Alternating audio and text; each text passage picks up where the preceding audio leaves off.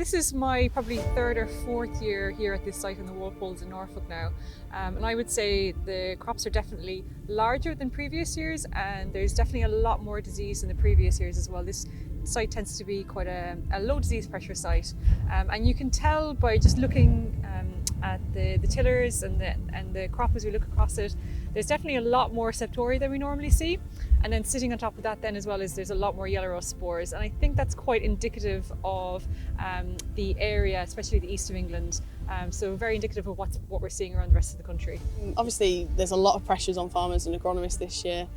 What advice do you have for them with that higher disease, Septoria and yellow rust? First of all, this site was drilled a bit earlier than we would normally like it to be drilled, and again that's quite indicative of what's been happening across the rest of the country. So this was kind of an early October drilled site, and the consequences of that then is that the exposure to Septoria is a lot longer. So it's not that there's more inoculum or more Septoria spores in the environment, it's that the crop has been exposed for a much longer period. So the risk of Septoria is higher.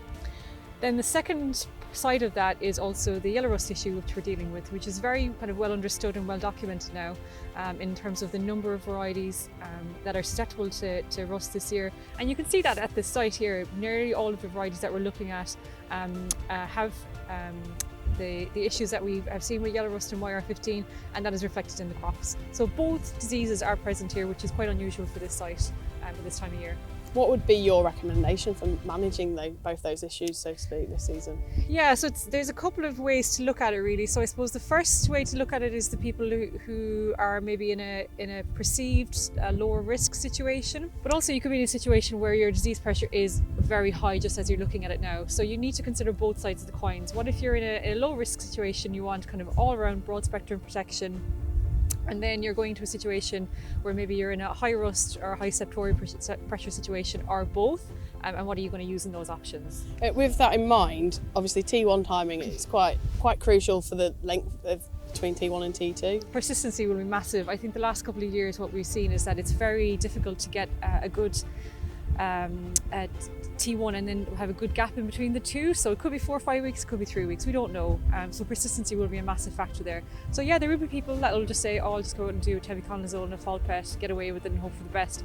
We're not in that situation this year. I think last year was very different in that regard. So you're going to need something with good persistency, something kind of, if you're in a low risk situation, kind of broad spectrum-ish.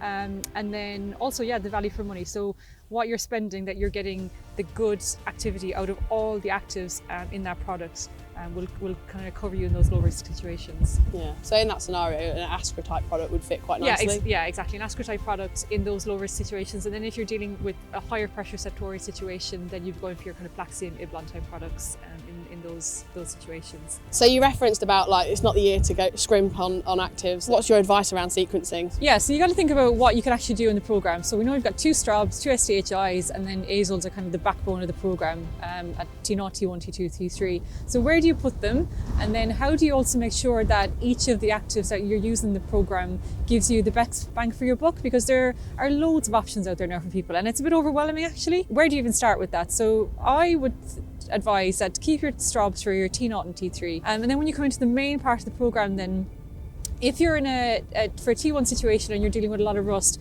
your heavy lifting is going to have to do most of the work there. So well-timed T1 with your SDHIs, whether type of azoles that you use, heavy lifting there to cover the rust and Septoria. Yeah, we've talked about Astra, but there are also other options you can use in there, like the Iblons, for example, isoflucibram. Whatever you do, you must protect them. SDHIs are a higher risk mode of action, so you're going to have to protect them with the other chemistry options that you have available to you.